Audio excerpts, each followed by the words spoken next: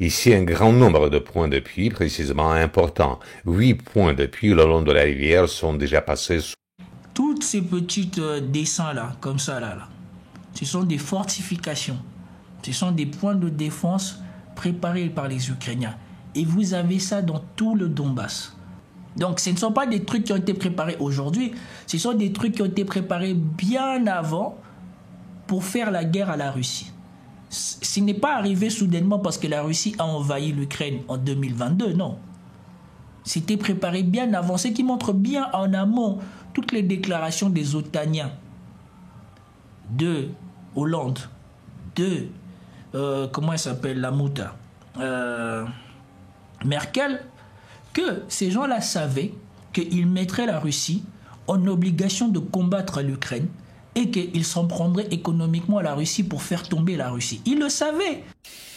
Eh bien, passons maintenant avec vous à la ligne de contact. Il y a des ajustements très intéressants. Et cette vidéo, nous allons la commencer avec le secteur de Kupiansk. Pas avec le secteur nord de Kupiansk, où pour l'instant il était complètement incompréhensible de savoir ce qui se passe, surtout au nord-ouest et à l'ouest de la localité de Kupiansk. Nous n'avons toujours reçu aucune nouvelle ni de Sobolevka ni de Mirovoye, bien que le ministère de la Défense ait déjà depuis longtemps colorié ces localités en faveur de la Fédération de Russie. D'après cette configuration, Kupiansk se trouve déjà depuis longtemps encerclé. Cependant, il n'y a aucune précision nouvelle et concrète. Ce qui se passe, c'est absolument incompréhensible, mais la situation est un peu plus claire maintenant sur le secteur de Borovoye, c'est-à-dire la direction centre-Kupiansk, ainsi que sur le secteur de Luman, c'est-à-dire la direction sud-Kupiansk. Si l'on parle de la direction de Borovoye, ces jours-ci, le ministère de la Défense et, disons, des unités affiliées au ministère de la Défense publient ces images de contrôle objectif, où l'on peut observer comment les commandeurs russes nettoient un point d'appui des forces armées ukrainiennes dans les champs. Voilà ce point d'appui. Cette vidéo a été géolocalisée, ce sont précisément ces positions que les commandeurs russes nettoient sur ces images. Et sur la base de ces images, nous faisons la coloration correspondante. Je vous rappelle qu'il y a encore les cartographes ukrainiens de l'équipe Deep State ont également fait des colorations similaires, montrant que oui, l'armée russe a effectivement avancé ici en direction des localités de Novoplatonovka et Borovaya. Et aujourd'hui, nous voyons une confirmation pratiquement partielle de cette affirmation sous forme de géolocalisation. En réalité, ce secteur précis se carré. Novoplatonovka, Lozovaya, Novokrugliakovka, Boguslavka et Zagrizova. C'est le secteur le plus intéressant couvert par le brouillard de la guerre. Ici, en réalité, on ne comprend pas du tout ce qui se passe, car si vous regardez les cartes de différents cartographes, chacun présente ce secteur de façon différente. Certains cartographes montrent Boguslavka, Novokrugliakovka et Zagrizovo sous contrôle total des forces armées ukrainiennes. D'autres montrent comme nous le montrons. Il y a seulement quelques semaines, le ministère de la Défense a déclaré avoir nettoyé Novokrugliakovka. Aujourd'hui apparaissent des images d'une progression depuis Lozovaya. Donc, manifestement, il se déroule ici un combat de rencontres et apparemment, les localités changent de main, peut-être même plusieurs fois par jour. La partie russe tente de progresser vers Borovaya. La partie ukrainienne contre-attaque constamment, essayant de reprendre le contrôle des positions perdues et globalement, ce va-et-vient dure déjà depuis assez longtemps. Ensuite, nous avançons avec vous vers le secteur de Liman. La situation reste incertaine concernant les Koudoub. Aujourd'hui apparaissent à nouveau des images et des déclarations selon lesquelles la partie russe frappe une école sur le territoire du village, ce qui confirme une fois de plus que le village se trouve soit en zone grise, soit sous contrôle des forces armées ukrainiennes. Nous n'avons pas encore vu ces images, mais dès qu'elles apparaîtront, nous ferons la coloration correspondante. Mais la situation est un peu plus claire plus au sud, en direction de la localité de Liman, où l'armée russe mène une offensive active depuis plusieurs jours déjà. L'offensive sur ce secteur du front a commencé approximativement le 8 juillet. C'est précisément le 8 juillet qui a été enregistré le principal progrès, en fait, l'effondrement de la défense. Voici la carte que nous pouvions voir ensemble à la fin du 8 juillet, précisément au moment où l'offensive commençait seulement à prendre un nouvel élan. Après une assez longue pause opérative, nous voyons que Zilona et Dolina étaient sous contrôle partiel des forces armées ukrainiennes, peut-être même sous contrôle total. Nous voyons également des positions dans les champs sous contrôle des unités ukrainiennes. Et voilà qu'à partir du 9 juillet commence de très importantes recolorisations. Voici la forme que la carte prend à la fin du 9 juillet 2025, et toutes ces corrections avaient déjà fait alors sur la base des cartographes de l'équipe Deep State, c'est-à-dire qu'ils ont fait un grand morceau colorié en faveur de la Fédération de Russie. À la fin du 10 juillet, d'autres recolorisations sont faites. Dans la zone, encore une fois, de cette même Karpovka, les unités russes progressent progressivement vers la rivière Nitrius. Et c'est précisément le 10 juillet qu'est arrivée la première information selon laquelle l'armée russe avait complètement complètement nettoyé Ziloné et Dolina. Cependant, à la fin du 10 juillet, il n'y avait encore aucune image de contrôle objectif, ni aucune déclaration du ministère de la Défense. Et aujourd'hui, déjà au matin du 11 juillet, sont apparues ces images de contrôle objectif. Ici, nous pouvons observer comment les commandos russes nettoient progressivement Ziloné et Dolina, avançant de cap en cap, nettoyant le terrain. Et sur ces images, nous pouvons observer plusieurs épisodes de combat rapprochés entre unités russes et ukrainiennes. Et une des géolocalisations a été fixée tout à l'est, une autre tout à l'ouest. Sur la base de ces images, on fait une coloration complète. Nous attendons la confirmation du ministère de la Défense et globalement, nous voyons qu'en dépit des difficultés qui existent peut-être actuellement sur le flanc ouest dans la zone de Redkodup, Glushenkovo, Novy Mir, Novaya Mikhailovka, l'armée russe progresse progressivement en direction de Chandrigolovoye, la plus grande localité où peut-être la partie russe pourra commencer à concentrer ses forces supplémentaires pour avancer ensuite plus au sud vers Drobouchevo. C'est-à-dire que nous voyons que la distance jusqu'à Léman diminue progressivement. Les rythmes de l'offensive ne sont bien sûr pas de 100 km, mais en même temps, il y a bel et bien une progression. L'armée russe avance et prévoit d'avancer encore.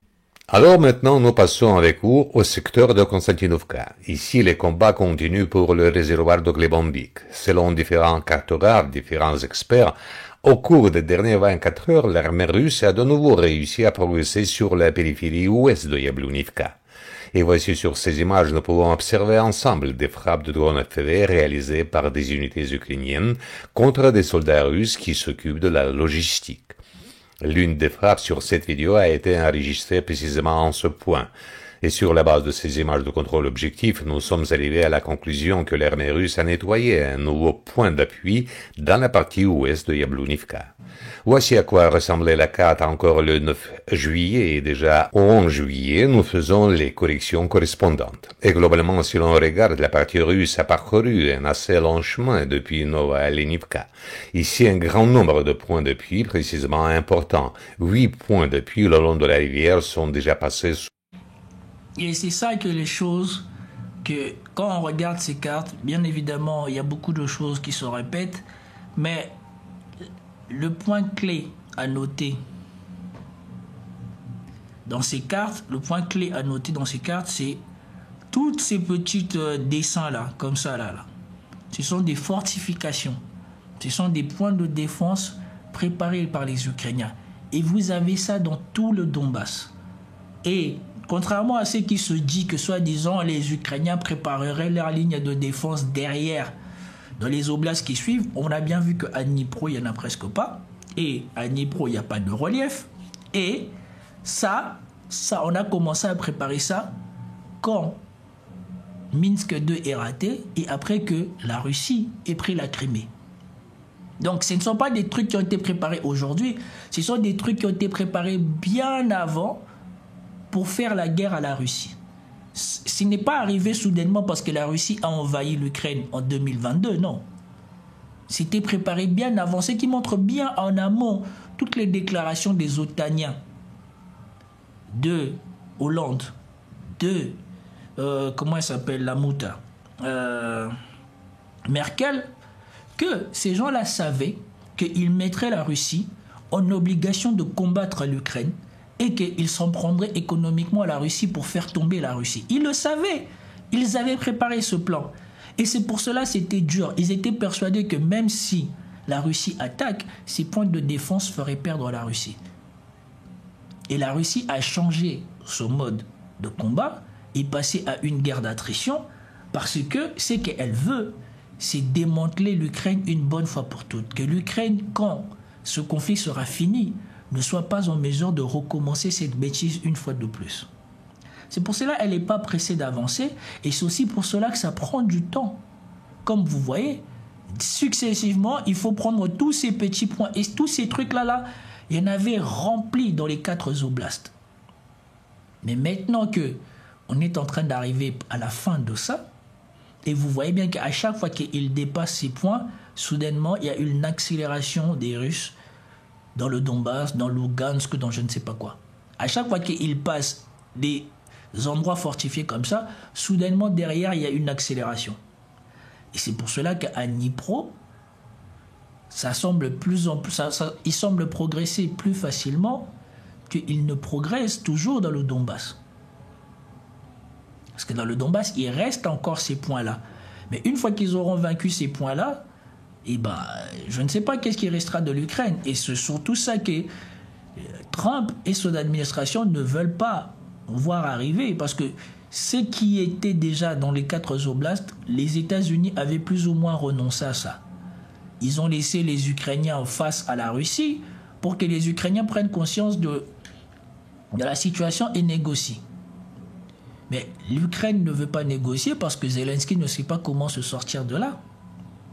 Et les États-Unis voient bien que là où ils devaient se gaver, ils devront probablement aller acheter à la Russie si ça continue. Parce que la Russie est en train de prendre des choses, des mines. Et souvenez-vous, je vous avais mis le monsieur français qui était passé sur Sud Radio qui disait bien, la difficulté c'est que Zelensky il a été mis en place par ses anciens chefs, les anciens milliardaires ukrainiens. Et les anciens milliardaires ukrainiens, leur argent ne se faisait pas dans la partie occidentale de l'Ukraine, mais dans la partie russophone de l'Ukraine. C'est que les Russes sont en train de prendre aujourd'hui. Ce qui veut dire que tous ces gens-là, même s'ils sont milliardaires, ils ne feront plus d'argent. Et que Zelensky devait négocier pour qu'ils ne perdent pas leur droit de propriété sur ce qu'ils avaient sur ces terres-là. Mais aux conditions d'aujourd'hui, c'est perdu. Et donc Zelensky ne peut pas négocier la fin ou la reddition de ces territoires-là, puisque ses maîtres, au-delà des États-Unis, ses premiers maîtres qui l'ont mis là, vont le liquider. Bien évidemment, aujourd'hui, je crois que Zelensky est en train de devenir un parmi eux. Quand ils l'ont mis au pouvoir, il n'était rien. Mais aujourd'hui, au sortir de cette guerre, Zelensky sera probablement milliardaire, comme beaucoup le spéculent. Et donc, il sera un parmi eux. Il sera peut-être en capacité de se protéger, voire même plus riche que eux. Mais eux ne se laisseront pas faire. Et la principale difficulté, c'est ça. Au-delà des Américains qui voient que, bon, ce qui était perdu, mais maintenant, nous aussi, nous commençons à perdre ce sur quoi on voulait faire de l'argent. Parce que, qu'on ne se le montre pas, je vous ai montré l'opération de LBO que les Américains vont faire sur l'Ukraine. Ils ne sont pas là pour aider l'Ukraine. Il n'y a pas de charité. Et c'est pour cela que je plains le Congo qui pense que les États-Unis vont venir là pour la paix. Ils s'en foutent et ils viennent pour prendre leur argent. Et c'est ce qui se passe ici. C'est là qu'il y avait de l'argent. C'est pour cela c'était là qu'on avait mis les défenses. Dans les trucs derrière, il n'y a rien du tout. Sous le contrôle des unités russes. Et il ne reste plus que 3 points d'appui devant les forces russes, après quoi la défense de Yablonivka s'effondrera complètement et tout sera nettoyé ici. Et les combats commenceront déjà pour l'agglomération de Konstantinovka. Les unités russes continuent leur offensive. En même temps, les drones FV russes surveillent directement Yablonivka et Alexandre Kalinovoye, ne permettant pas aux formations ukrainiennes de se déplacer librement dans la localité. Les combats continuent. Ensuite, nous avançons avec vous vers le secteur de Pokrovsk. Si l'on parle de la route N32, alors, au cours des 2 derniers jours, pratiquement rien ne s'est passé. Comme d'habitude, des drones travaillent, l'aviation vole, des frappes sont portées. Mais après que les unités russes ont littéralement réussi il y a une semaine à entrer dans Novoekonomichnoye, depuis ce moment, nous n'avons reçu aucune information. En réalité, à partir de cela, il y a une probabilité très élevée que les formations ukrainiennes aient réussi à nettoyer et rétablir le contrôle sur Novoekonomichnoye et que l'armée russe ait été contrainte de se replier à nouveau. Pour l'instant, ce ne sont que des hypothèses. Nous attendons encore des informations complémentaires, mais justement ce silence et l'absence d'informations en provenance de ce secteur amènent bien sûr à penser à un tel scénario. En même temps, la partie russe a établi le contrôle total sur la localité de Dobropoliye. Nous avons parlé à plusieurs reprises de la situation dans ce nœud logistique, littéralement au début de l'offensive le long de la route N32. Il a été publié un grand nombre de vidéos montrant des équipements ukrainiens détruits. Puis, il y a eu une courte pause, puis rien n'a été publié, et maintenant, à nouveau, nous voyons des images. Et ici, nous voyons une quantité énorme d'équipements détruits le long de la route, engins de chantier, de génie, peut-être des véhicules de ravitaillement, et d'autres véhicules des forces armées ukrainiennes passent, contrôlent la situation et semblent même un peu stupéfaits, choqués que les drones russes puissent atteindre jusqu'à là. Mais de notre côté, nous pouvons également observer que la partie ukrainienne essaie, à marche forcée, diriger les lignes ligne défensive spéciale, des filets de protection qui peut-être à l'avenir pourraient réduire l'efficacité des drones russes. Mais nous voyons que pour l'instant, même si la construction avance à un rythme soutenu, ce n'est qu'au tout début. Le filet n'est pas encore tendu, seuls les poteaux sont installés. Cela signifie qu'il reste encore un certain temps à l'armée russe pour détruire et réduire le potentiel logistique des forces armées ukrainiennes le long de cette route. En même temps, les sources ukrainiennes commencent déjà, en principe, à paniquer et ils publient ces images, cette analyse où nous voyons ensemble la carte, la localité de Dobropoliye, ainsi que plusieurs épisodes extraits de différentes vidéos qui ont été publiés ces derniers jours. Et les sources ukrainiennes rapportent que rien que pendant les dernières 36 heures, la partie russe a utilisé au moins 100 drones pour frapper les positions des forces armées ukrainiennes, la logistique, les véhicules sur le territoire de Dobropoliye. 100 drones, c'est beaucoup. Autrement dit, 100 drones, cela signifie peut-être 100 cibles, une cible, un drone. Peut-être que pour certaines cibles, plusieurs drones ont été utilisés simultanément, mais dans l'ensemble, en réalité, les chiffres sont assez élevés. Si les parties russes continuent au même rythme, la partie ukrainienne devra reculer encore plus sa logistique vers le nord-ouest, à l'intérieur du territoire ukrainien. Et là, il pourrait commencer à y avoir de très gros problèmes. Ensuite, nous avançons avec... Voilà. Je vous ai publié la vidéo du monteur de LCI là qui est, comment il s'appelle déjà, Darius Rojban. Vous voyez bien qu'ici nous sommes loin des scénarios envisagés ou propagés par Darius Rojban, comme on vous l'a dit. La localité qu'on vient de voir là, elle est maltraitée par les Russes et il n'y a aucun soldat russe. On s'assure de détruire toute la logistique, tout ce qui est ukrainien qui est là-bas, pour forcer une fois de plus encore le retrait des Ukrainiens en arrière et pour fragiliser le front devant eux. Et quand on dit que voilà, les Russes ont totalement changé de méthode et que ni l'OTAN, ni les Occidentaux qui pourraient venir là ne seront en capacité de lutter contre les Russes, les gens ils croient qu'on rigole. Ni les Américains ni les Européens sont en mesure de venir se battre ici. Ils ne savent pas comment se battre ici et c'est pour cela même les Ukrainiens de moins en moins vont se former dans l'OTAN puisque c'est une manière de faire la guerre que l'OTAN ne connaît pas. Bien au contraire, l'OTAN se sert de ça pour étudier. Mais l'expérience du terrain des Ukrainiens aujourd'hui est supérieure à celui de l'OTAN. Alors l'expérience russe, n'en parlons même pas.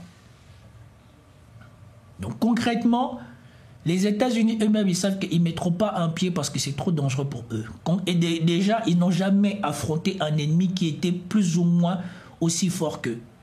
Et ici, l'expérience russe des unités marines et d'infanterie est supérieure à l'expérience des marines et infanterie américains.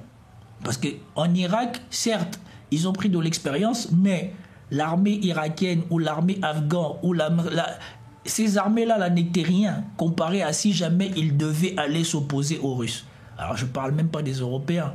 Les Français, ils ont fait les gros bras en Afrique et tout ça. Mais la plupart des armées africaines n'avaient même pas un pistolet pour tirer.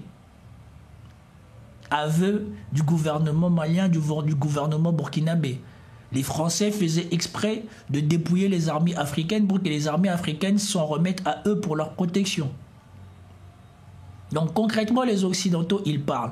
Leurs armées sont formées, oui, mais ne sont pas formées à la guerre directe avec un ennemi qui, elle, ne s'est pas aguerri à l'entraînement, mais s'est aguerri au combat.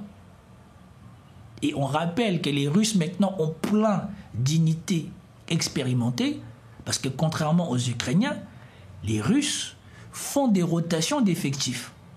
Donc, les unités qui sont au combat, au bout d'un moment, sont retirées, repartent à l'arrière, sont reconstruits, sont divisés. C'est comme les gens de Wagner. On les a pris, on les a démantelés, on les a éparpillés dans l'armée pour qu'ils prennent leur savoir-faire et ils les enseignent au reste de l'armée. Donc, on est en train de divaguer ou quoi que ce soit, mais concrètement, les généraux de l'Occident, les généraux de l'OTAN, savent bien que si jamais un jour ils décident de mettre leurs pieds ici, certes les Russes subiront des dégâts, mais eux vont vivre quelque chose qu'ils n'ont jamais vécu. Et voilà pourquoi probablement ils ne mettront jamais les pieds en Ukraine. Et que Zelensky, tant qu'il restera idiot, va massacrer jusqu'à son dernier soldat.